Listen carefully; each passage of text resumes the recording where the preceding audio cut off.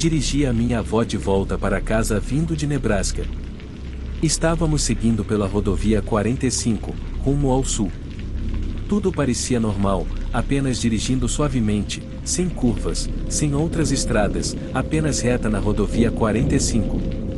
De repente, acabamos em uma cidadezinha. Não havia nenhuma maneira de virar, apenas uma estrada principal que nos levava ao fim da cidade. Então, vimos esse grande e estranho prédio, parecido com uma igreja ou uma prefeitura, todo cinza e preto. Não havia muitos carros por perto, mas os poucos que vimos eram realmente diferentes. Parecia que foi construído nos anos 1950, mas com algumas partes dos anos 1980. Assim que entramos na pequena cidade, minha avó ficou muito preocupada, e eu pude perceber que algo não estava certo. A cidade simplesmente não parecia normal, como se alguém tivesse desenhado o que pensava que uma cidade deveria ser, como se você pedisse a um artista que nunca viu uma pequena cidade americana real para desenhar uma. Tudo parecia estranho e irreal. A estrada continuava em frente, sem curvas, como se não estivesse levando a lugar nenhum. Em 1 minuto estávamos indo para o sul na rodovia 45, e de repente a floresta ao nosso redor ficou tão densa que não dava para ver através dela. Depois disso, nos vimos dirigindo lentamente por esta pequena cidade ao longo de sua rua principal. Não vimos ninguém naquela noite, e olhando para trás, isso foi provavelmente algo bom. Acho que não queria conhecer as pessoas que viviam naquela cidade.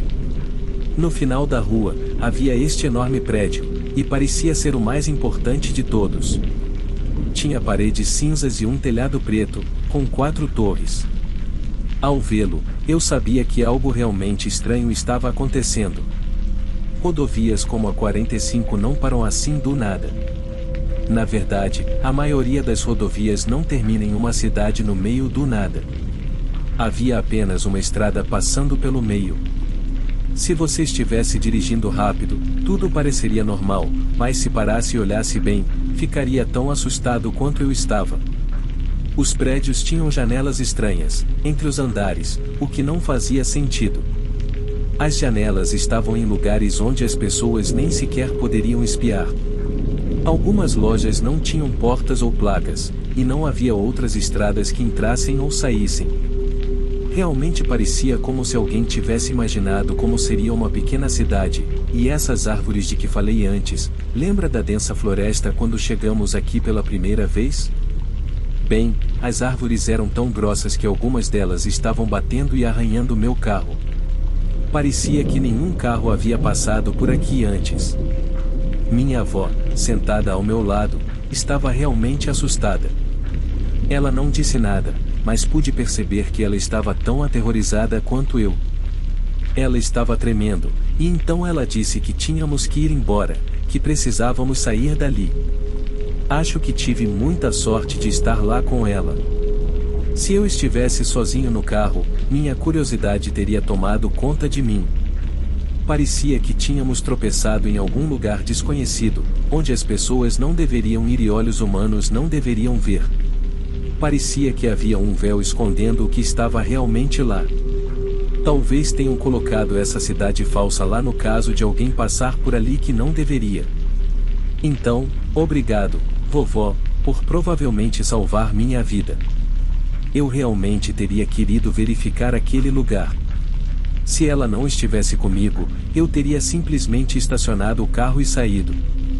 Mas, em vez disso, virei o carro em um espaço apertado, e voltamos pelo caminho que viemos. Dirigindo de volta pela rua, vou ser honesto, depois de todos os sentimentos estranhos que tive ao ver aquela cidade, não achei que ela nos deixaria sair, se isso faz algum sentido. Mas, felizmente, os prédios estranhos começaram a desaparecer à medida que entrávamos na densa floresta novamente. Depois de dirigir por um tempo, estávamos em estradas normais novamente, e nos sentimos aliviados. Agora, estávamos indo para o norte na rodovia 45, no sentido oposto ao que precisávamos ir. Fiz uma curva em U, relutantemente voltando em direção à cidade. Quando olhei no retrovisor, pude ver a cidade começar a desaparecer lentamente, e a rodovia era apenas uma rodovia normal novamente. Voltamos para onde estávamos antes, mas agora não havia cidade. Minha avó ainda estava tremendo, e ambos sabíamos que algo muito estranho tinha acontecido. Nunca consegui encontrar aquela cidade novamente.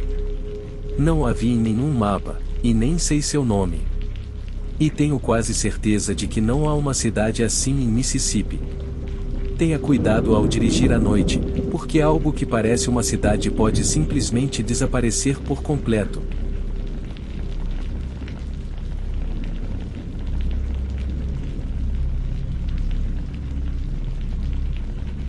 Em outubro de 2013, eu tinha apenas 21 anos e trabalhava em um armazém das 15 horas às 23 horas todos os dias da semana.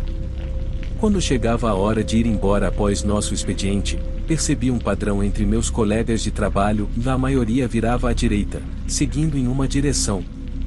No entanto, apenas alguns de nós, talvez 2 ou 3, consistentemente virávamos à esquerda.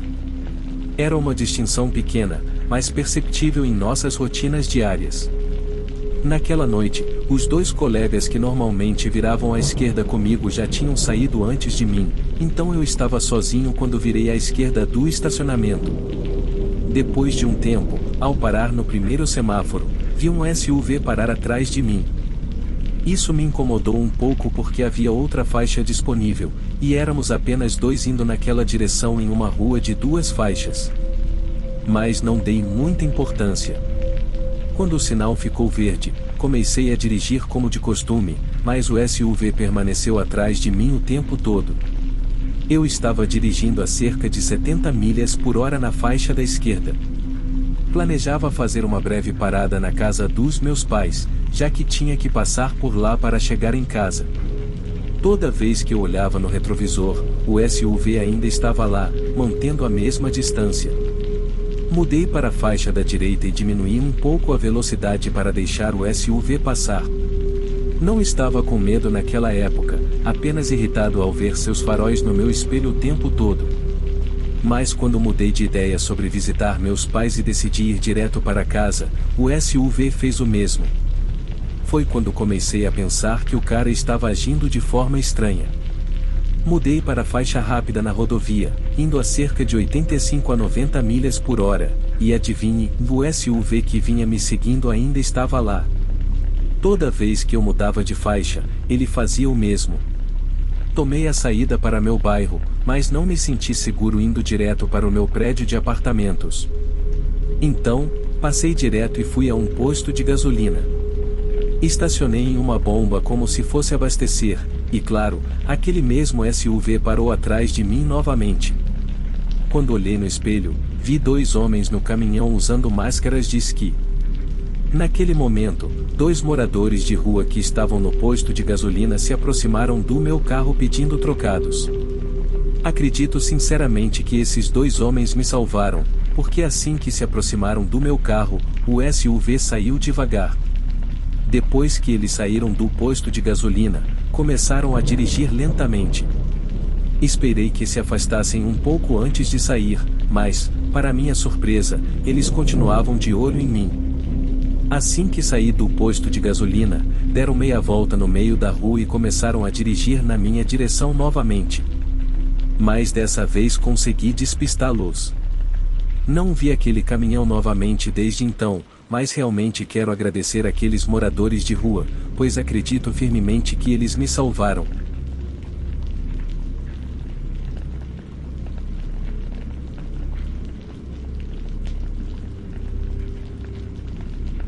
Isso aconteceu quando eu estava no primeiro ano do ensino médio.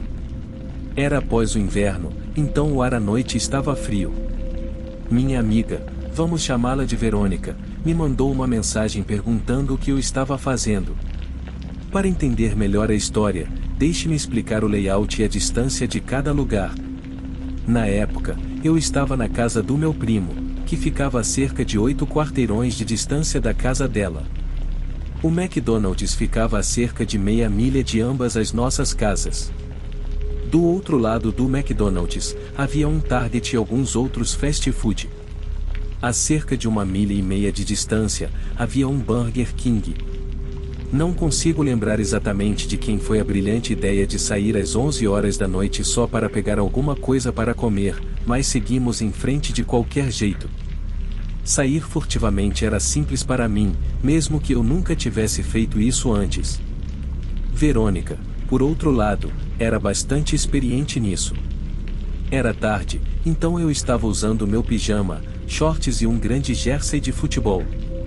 Olhando para trás, talvez não tenha sido a melhor escolha de roupa para sair furtivamente às 11 horas da noite, especialmente em uma cidade não tão segura. Nos encontramos no meio do caminho e caminhamos até o McDonald's, conversando sobre drama com meninos e reclamando de um professor idiota que tínhamos. As ruas não estavam vazias, mas também não havia muitos carros. Eu estava preocupado que minha mãe pudesse me ver se passasse de carro às 11 horas da noite. Decidimos passar pelo grande estacionamento do Target. Agora, o McDonald's e o Target ficavam um pouco morro acima se você estivesse caminhando de oeste para leste, mas estávamos vindo do sul para o norte, então isso não era um problema para nós. Não que fizesse diferença de qualquer maneira, mas é bom explicar. Ao atravessarmos a rua do Target para o McDonald's, vimos um cara. Ele tinha cerca de 1,65 metros, usava um moletom azul e shorts. Na época, Verônica tinha cerca de 1,57 metros e eu tinha cerca de 1,62 metros. Isso aconteceu há anos, então alguns detalhes estão um pouco confusos. Não prestei muita atenção no cara porque Verônica e eu estávamos ocupadas rindo e conversando sobre tudo. Mas me lembro dele na minha cabeça. Não prestei muita atenção no cara porque Verônica e eu estávamos ocupadas rindo e conversando sobre tudo. Mas me lembro dele na minha cabeça. Não éramos exatamente o duo mais esperto. Eu estava falando sem parar enquanto Verônica continuava olhando por cima do ombro. Ela sempre faz isso toda vez que andamos em qualquer lugar, não importa a hora. Então, ela passou o braço pelo meu e sussurrou suavemente que o cara estava nos seguindo. Olhei para trás, tentando não ser óbvio. Tínhamos um senso de humor estranho, então não seria tão surpreendente se ela estivesse brincando. Mas, infelizmente, ela não estava. Começou a andar mais rápido, então apertei o braço dela e disse para ela não se apressar ou o cara descobriria que percebemos. Nosso bairro não era o mais seguro, então fui criado para sempre prestar atenção ao que estava acontecendo ao meu redor. Eu não era tão esperto com as ruas quanto meus irmãos, eu estava mais interessado em livros do que qualquer outra coisa, mas também não era completamente desinformado. Sugeri a Verônica que deveríamos apenas entrar no Target. Ao atravessarmos a rua, olhei para trás e vi que o cara também estava atravessando. Verônica estava ficando realmente assustada naquele momento, e eu? O que dizer de mim? Eu estava rindo. Achei engraçado porque qual era a chance de que na primeira vez que eu saísse furtivamente eu acabaria sendo seguido de um McDonald's? Mas tenho que admitir que acabei saindo furtivamente depois disso. Acho que só queria ter a experiência completa do ensino médio. Enquanto andávamos pelo grande estacionamento do Target, liguei para meu irmão mais velho em busca de ajuda, mas ele me disse para ligar para minha prima e pedir para ela nos encontrar no Target. Mandei uma mensagem para ela e disse para ela trazer seu namorado, que estava hospedado lá. Ela disse que nos encontraria na frente. Verônica se sentiu muito melhor, mas eu não estava realmente incomodado com isso. Um cara entrou no Target e veio até Verônica e a mim. Não lembro exatamente, mas acho que ele tinha cerca de 1,70 metros. Ele disse que estava no drive-thru do McDonald's quando nos viu andando e percebeu o cara nos seguindo. Ele disse que também nos viu entrar no Target e queria ter certeza de que estávamos seguras. Contamos o que aconteceu e então garantimos a ele que estávamos bem. Dissemos que nossa família estava a caminho e agradecemos a ele. Minha prima veio com o namorado e o pai no carro. Sim, fomos pegos, mas não fiquei em apuros porque eles eram meus primos e eu era meio que um bom garoto.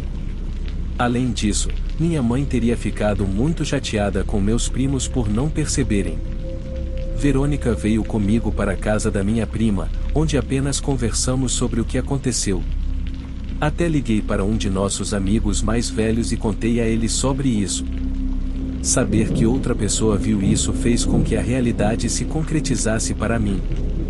Fui seguido algumas vezes desde então, e isso me deu uma séria ansiedade.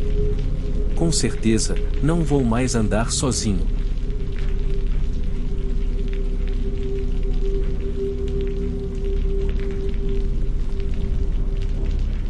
Isso aconteceu em 2014, quando eu tinha por volta de 12 anos. Era o período de férias de verão e já eram cerca de 23 horas quando minha mãe entrou na sala onde eu estava relaxando e me perguntou se eu queria ir com ela pagar a conta de água. Eu realmente gosto de sair à noite, especialmente para passeios aleatórios, então aceitei o convite da minha mãe. Todos nós entramos no carro e começamos a dirigir em direção à torre d'água. Estava realmente escuro lá fora, exceto pela luz da lua na estrada.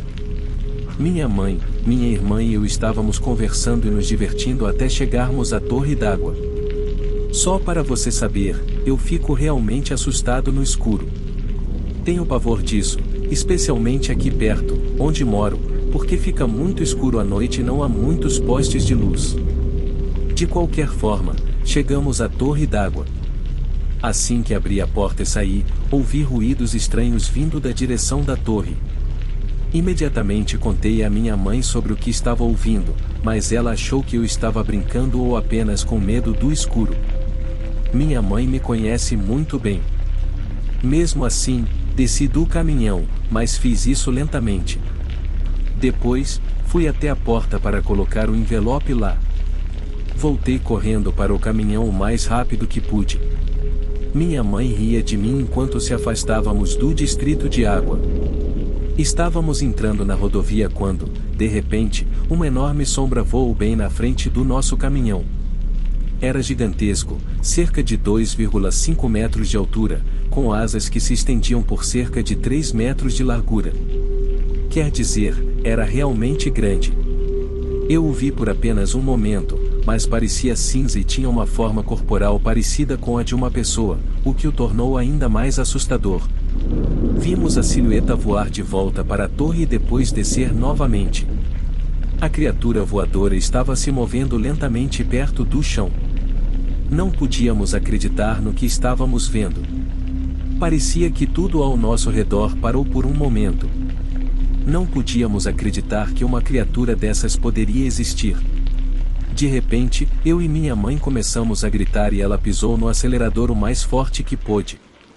Então ela me disse para olhar para trás para ter certeza de que aquela coisa não estava nos seguindo. Minha irmã não viu porque estava no telefone, mas ouviu a gente gritando e começou a ficar assustada também. Quando chegamos em casa e estacionamos, todos nós corremos para dentro o mais rápido que pudemos. Mas eu não consegui dormir naquela noite e até chorei um pouco. Ano passado, assisti a um episódio de O Monstros e Mistérios na América e ele falava sobre criaturas voadoras parecidas com humanos. Comecei a chorar quando vi, porque as histórias coincidiam quase perfeitamente com o que vimos. Fui contar à minha mãe sobre isso. O avistamento aconteceu nos Ozarks, no Missouri, só para você saber. Os homens no programa descreveram exatamente o que vimos, da cor cinza da criatura, sua altura, envergadura das asas, forma humanoide e como voam na frente de seus carros depois de descer de uma grande altura. Tenho certeza de que não muitas pessoas acreditam em nós, mas tudo bem. Se alguém acredita ou não na história, não muda o fato de que essa criatura é real.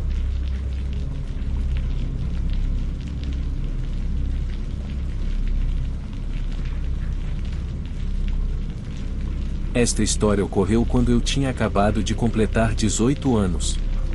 Consegui um emprego na CVS, que ficava a cerca de 20 minutos da minha casa. Era no verão, logo antes de começar a faculdade.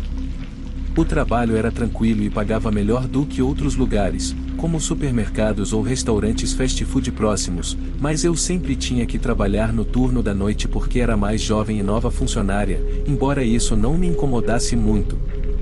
As noites eram tranquilas depois que a farmácia fechava, então eu basicamente passava o tempo no meu celular.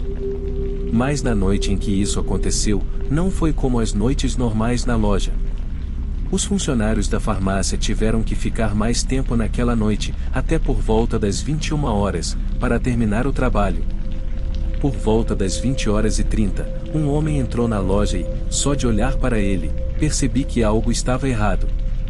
Ele era grande e parecia sujo e oleoso. Cumprimentei-o como de costume, mas ele apenas me encarou por alguns segundos antes de se dirigir à farmácia. Às 21 horas, quando era hora dos funcionários da farmácia irem embora, o homem não estava por perto. "Vocês atenderam aquele cara que entrou aqui?", perguntei à técnica antes dela sair com suas coisas. "Que cara?", ela respondeu antes de sair. "Oh não, talvez ele ainda esteja na loja em algum lugar", pensei comigo mesma. Caminhei pelos corredores procurando por ele, mas ele não estava lá. Assim que estava prestes a entrar no corredor para o banheiro, o vi.